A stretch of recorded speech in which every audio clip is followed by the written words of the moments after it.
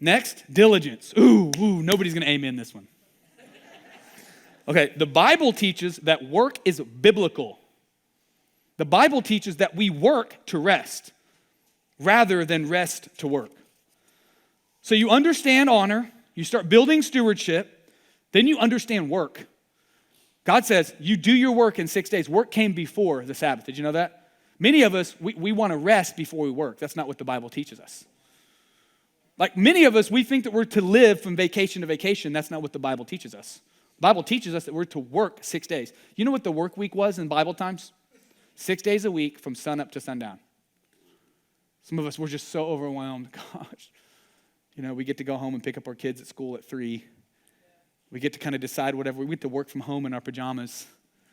We have a long shift and it's the end of the world. A little grumpy boss, whatever it is.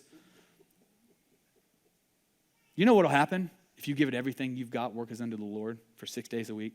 Oh my gosh, the Sabbath will be glorious for you. You'll love it. You get to serve people. Listen, work is the 4-letter word that came before all the other bad ones. Proverbs 6:10 says this, a little sleep, a little slumber, a little folding of the arms to rest, and your poverty will come like a robber, your need like a bandit. What does it mean? Get up and work. That's what a steward realizes. Every single one of your minutes, of your seconds matters to God. Don't waste it, right? Next, we see contentment. This is wild because remember, it cascades down. You realize that you're putting God first. You start to understand that you're a steward. And then you give it everything you got to work. Do you know what? Contentment is what comes next. You know why our world's not content? They didn't do the previous 3. 3 is the number of completion. I just saw that. 3 is the number of completion. You do the 3. 3 is a perfect number. Son, Father, Holy Spirit. Spirit, soul, and body. A good marriage is God, one man, one woman, biological man and biological woman with God for life.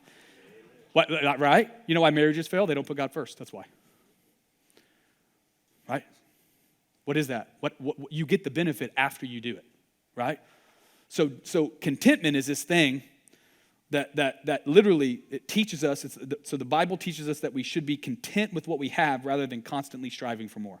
Philippians, now this is crazy because if you get there, God actually gives you more. I can't tell you how many times I'm just like, God, you're just so good. Everything's just great. And all of a sudden, it's like he wants to give me more. Now, it always comes with more responsibility, to which case I go, oh, Lord. Right? Philippians 4:11. I don't say this out of need, for I have learned to be content in whatever circumstances I find myself. I know how to make do with a little, and I know how to make do with a lot. In any and all, everyone say all. In all, even the bad ones, I have learned the secret of being content. It's a secret, something you've got to fight for. You've got to discover. Well-fed or hungry, whether in abundance or not. Jesus says this in Matthew 6:19. Don't store up for yourself treasures in earth where moth and rust destroy. Have you noticed stuff just breaks? All the time stuff breaks. The trampoline, the big windstorm, it's like the third one. Just flips up and breaks. It's like, I don't have time for that. If you notice that, everything just breaks. If you notice your kids' rooms don't just fix themselves.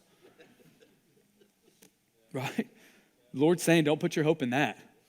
Many of us, we put our hope in that. And the houses we live in, the cars we drive, they're just going to become somebody else's. Look, okay, I love doing this.